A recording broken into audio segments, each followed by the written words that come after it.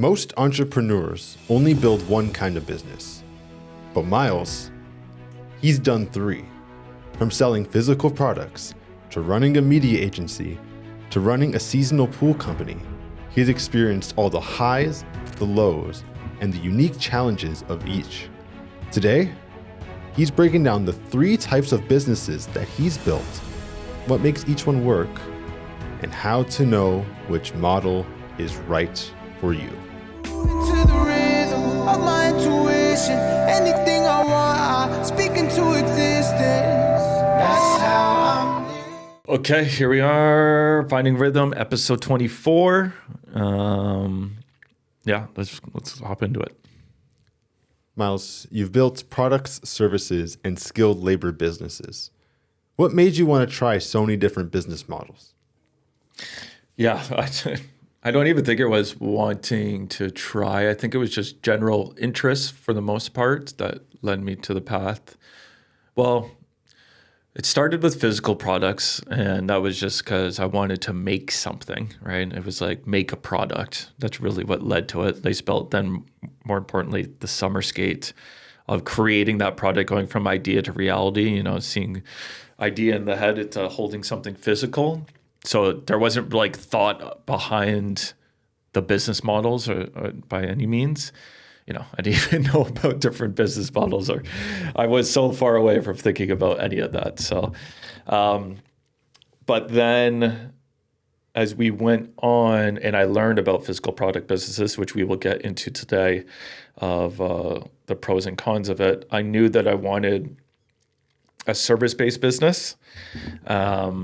So that led me to kind of the second one. First, that led me to like more of a consulting business, and then ultimately led me to Neighbor Media, the call it advertising company or media company. And then kind of the skilled, which I would bucket in the skilled labor one, that was really, it started out as a necessity. I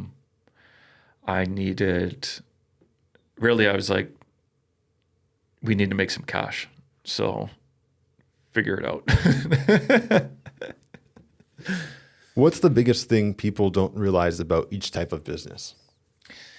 Yeah, I don't know.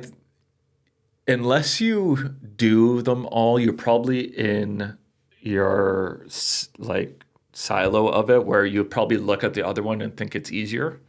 I don't think anyone is necessarily easier or harder. They all have different problems, like any business.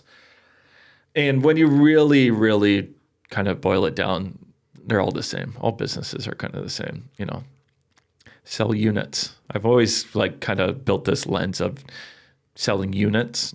I can put the product as a unit, right? A big ball is a unit, a summer skate is a unit, but also a full team order can be unit. A paper ad or a digital campaign or, a studio session can be a unit, right? That you're selling units. And then kind of your skilled labor, a job. So skilled labor is kind of like a huge, huge spectrum that you could put in there. But for me specifically is opening and closing swimming pools. So, opening a swimming pool, that's a unit, right? And what are we trying to do? We're trying to sell units. So. And with those units, let's start with the products, like summer skates and the big ball. What's the biggest upside to the retail model? Yeah.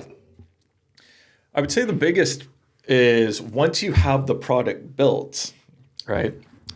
It's just like copy and paste. Like you already have the product, it's just selling the product. Like that is, the delivery is done at the sale, right? Like it's in the customer's hands. So whether they're buying it online or they're buying it in a store, physical product good, it's like once they get it, once they receive it, like the sale is essentially done. It's completed. Now, that comes with a bunch of other things underneath it too, where, you have to make sure your product is good from the part of it. So from going from prototype to finished product that you're selling, there could be lots of samples or revisions or iterations, or once it's out into the market too, of improvements on that physical product. But that is kind of the best. And it's like built in, you know exactly what your margin is, you know what your cost of good is, right? Cost of delivery on that physical good of it. So it's very clean and crisp of kind of from the number standpoint.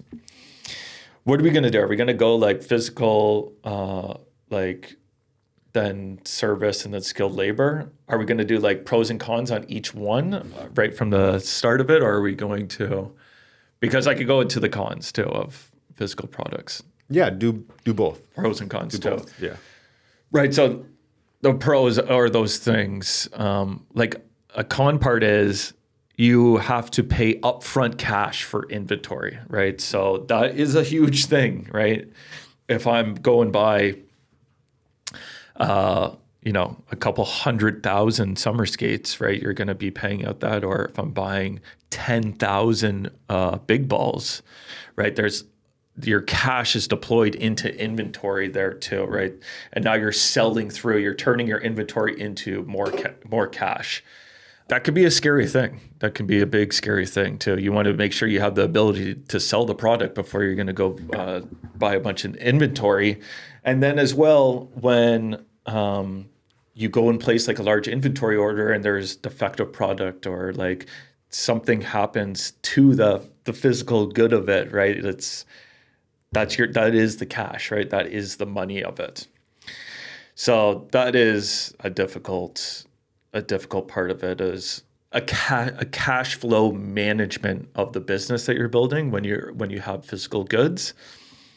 Yeah, I would say that's kind of the big on physical products is cash flow management of it, and then dealing with margins and profit margins and how you're going to allocate those.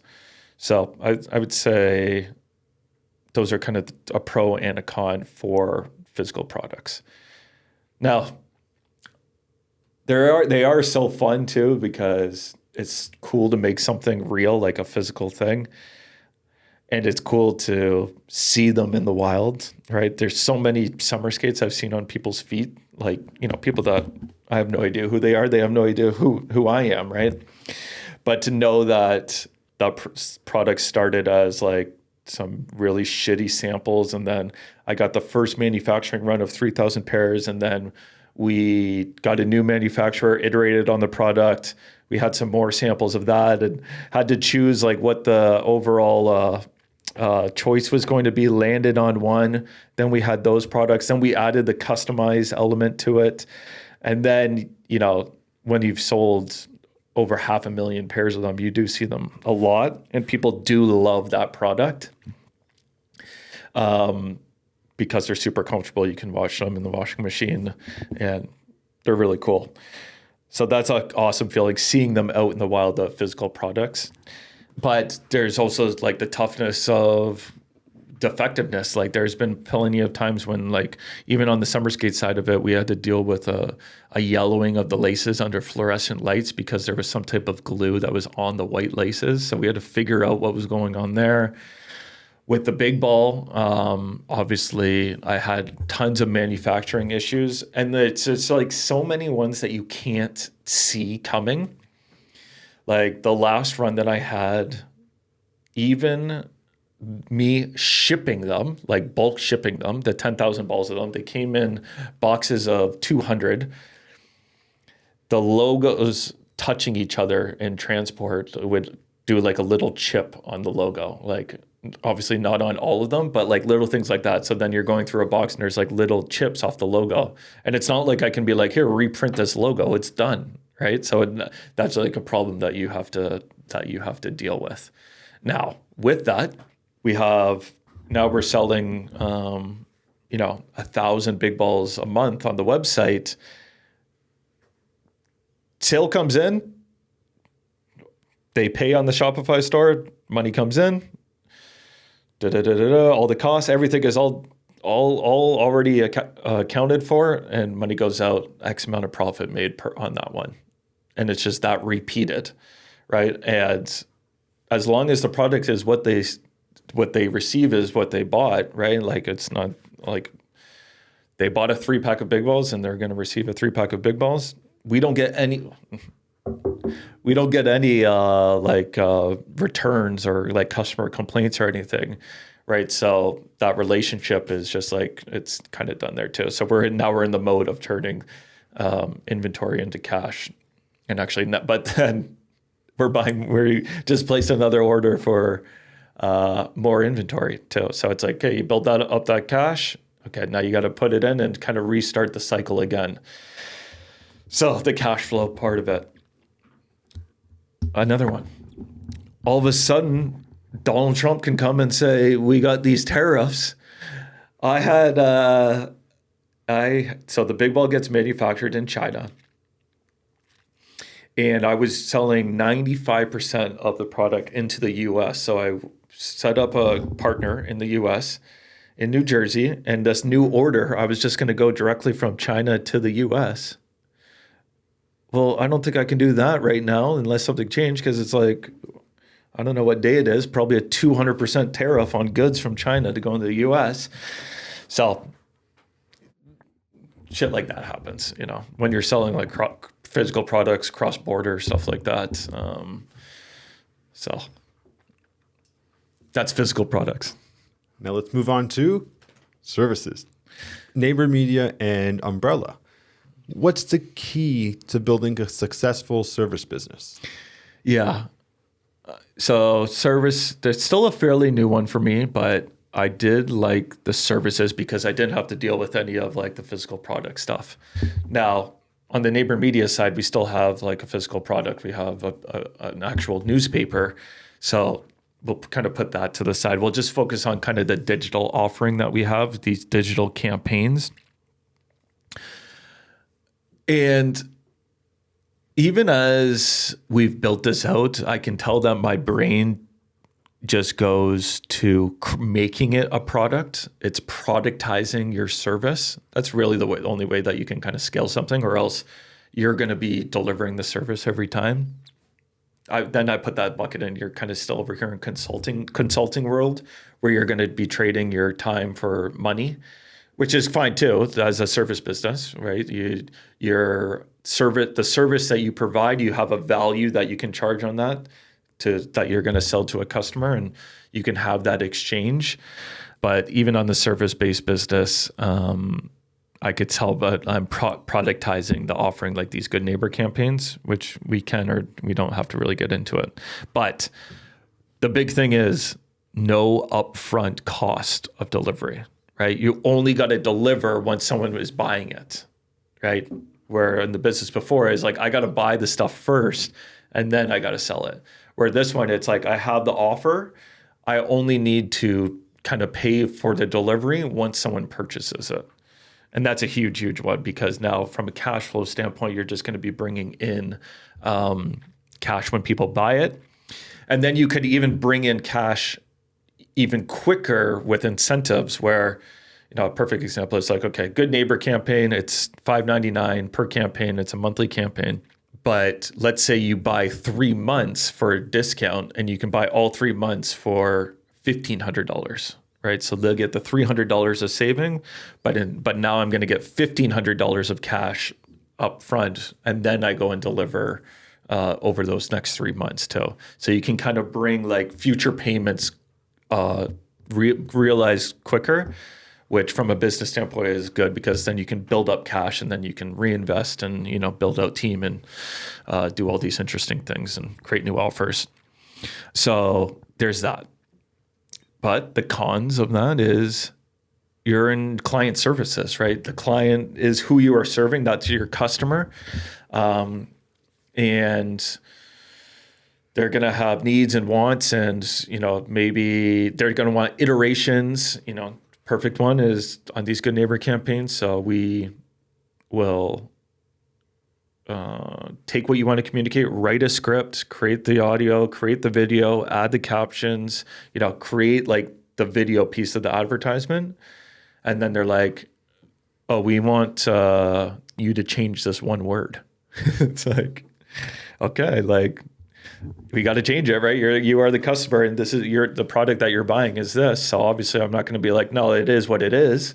But then you got to go back, you got to change all those things, right? Also, if like expectations aren't met, which is why kind of at a core, I'm super clear on what we promise to deliver. And I always have those conversations up front, because it's easy in client services to kind of promise people the world and then go and do it and then not deliver on it. But that's going to come up with a whole bunch of problems that you don't want to deal with. Like, give me my money back. You didn't do what you said you were going to do. That's why you always got to be truthful with your offers and be upfront with what your delivery is.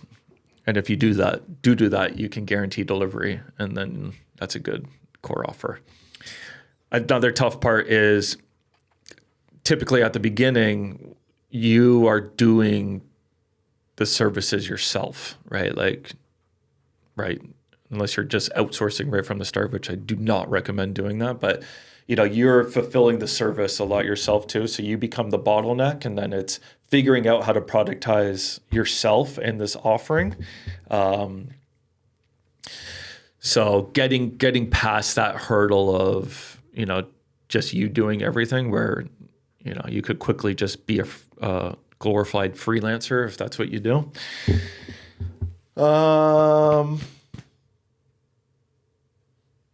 Yeah, I don't know. It's a lot of fun.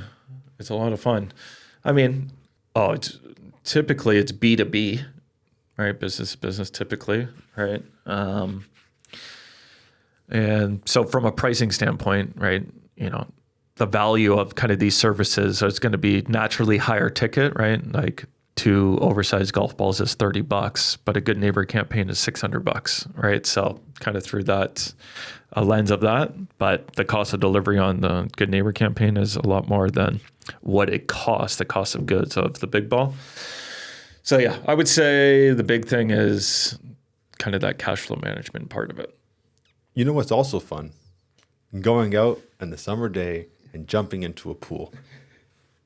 What's different about a skilled labor business that makes it a whole other beast compared to like services? Yeah. I think the biggest thing is I put the skilled labor because it's the actual physical labor that's going to be attached to it. And I can bucket like all trades into this. And listen, people might be like, skilled labor, and then you're putting like opening pools into that. Like, there's definitely levels to the skilled labor, but guess what? That's why you can charge differently, right? Of what your skilled trade is.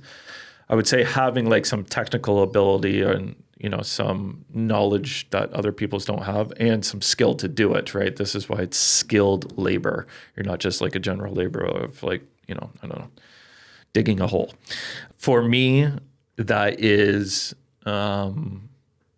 opening and closing swimming pools, which I'll dive into more. For my brother-in-law, it's framing a house, right? That's skilled labor, right? Like, he still has to go and do like the actual physical labor of, picking up the wood and, putting it all together and that, but it's the skill of that trade of like, reading the drawings and putting everything together, and the ability to do all that, or an electrician or a plumber, right? These are kind of skilled labor businesses, which I like because they're a need from consumers, right? They're a need from consumers, and because it's a skill, you can charge a premium for it, right? Because it's not just like, fine, I'll do it myself, right? Like, imagine it's just like, fine, I will, I'll frame the house myself.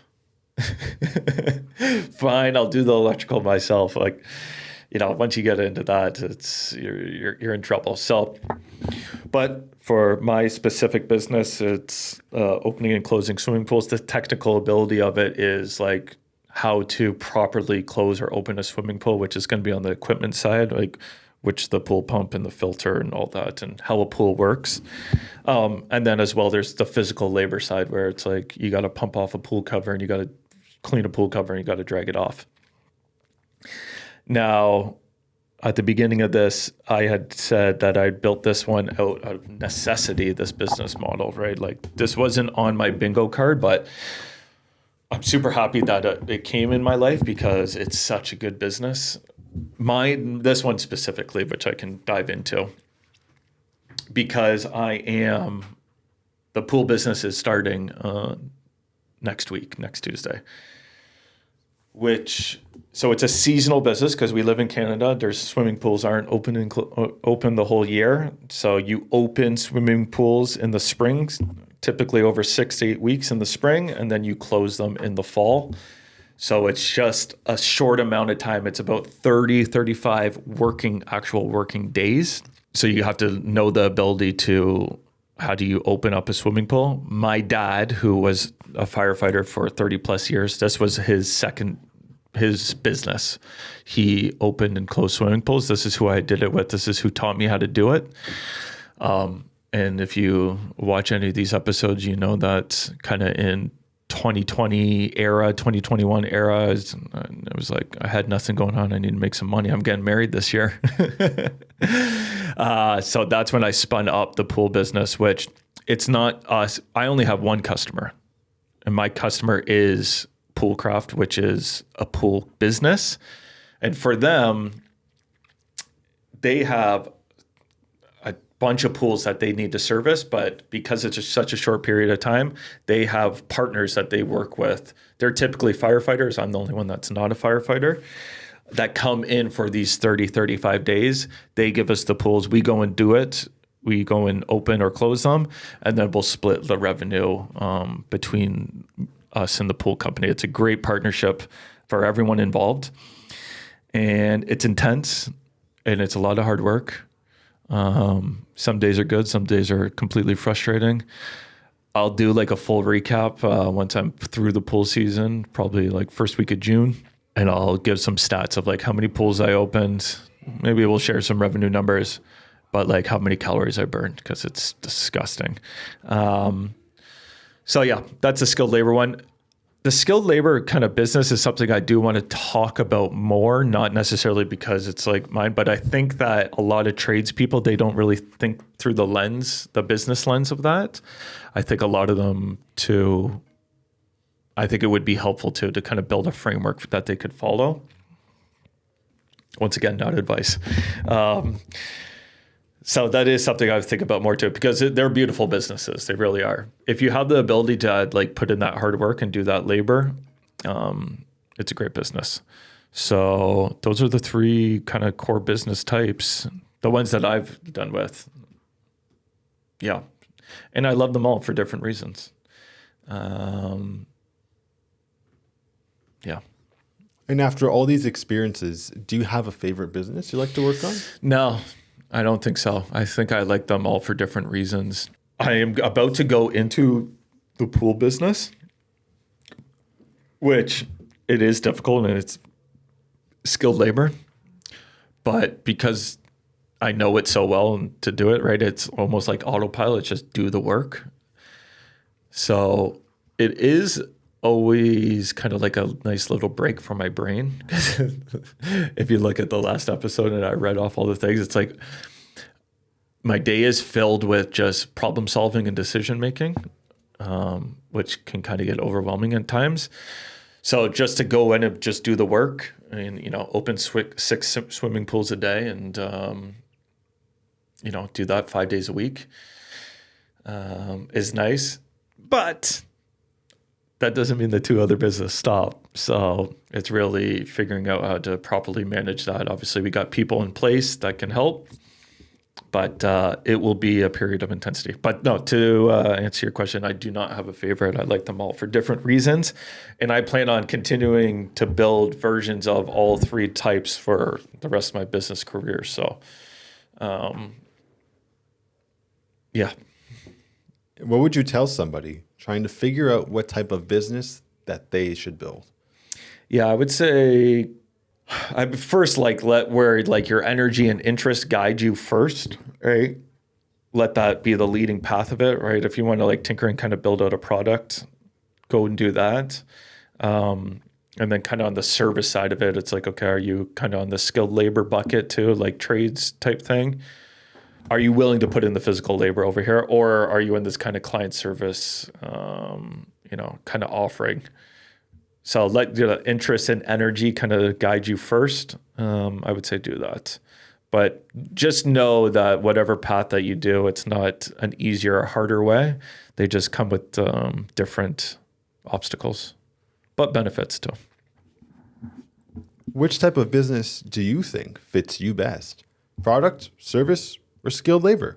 Drop it in the comments and let's talk about it.